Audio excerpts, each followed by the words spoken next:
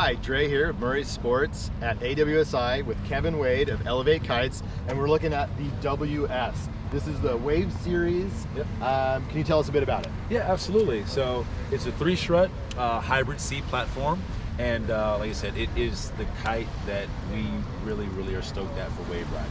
A lot of our team adapts it. Nuno Stru, known for breaking the Guinness World Record on this thing at Nazare. Yeah. Big barrels, doing all that stuff. But he also has videos where he's jumping over sandbars and doing kite loops on this kite. So I mean, just like the versatility of this kite, like I say, with everything across the line, it's really user friendly. You can ride a twin tip on it. You can teach people how to kite on it. But at the same time, when the waves are pumping and the wind's up, like this thing that people want to take out.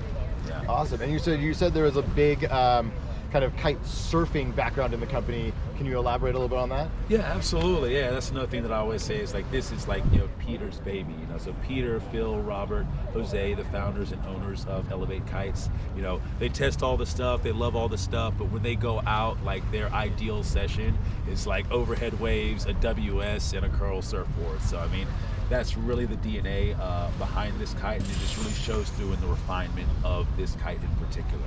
I mean, it's just like, I always am like, really don't change it. It's one of those things where I'm just like, yeah, like, okay, maybe you want to tweak this or tweak that, but like, please keep it the way it is, because I feel like it's essentially perfect for its intended use. We have made some changes for 2022. They have flattened the arc of the kite a little bit, kind of refined the airfoil to make it smoother.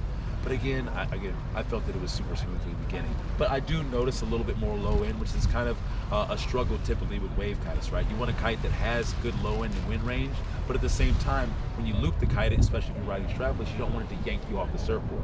So this does give some of that park and ride power. It drifts well, but again, especially with the 5-point bridle, allowing you to change that toe point, you can really make it pivot on a dime. I mean, I ride this kite with my hand in the center of the bar, and I fly it with one hand. I can loop it with one hand.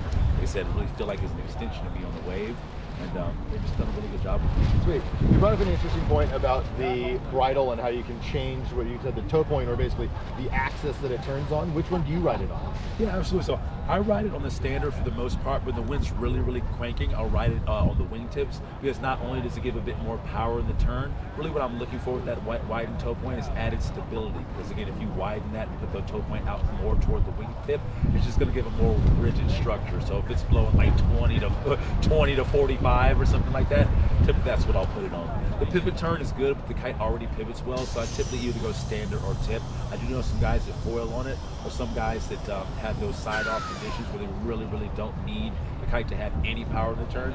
They will put it on the tip on that. And if you look on the wingtip itself, it does let you know kind of like side-on, onshore, offshore kind of conditions, what they recommend. Yeah. And it is really true to form. Awesome. Yeah. Sweet, and you said you have one of these in your quiver.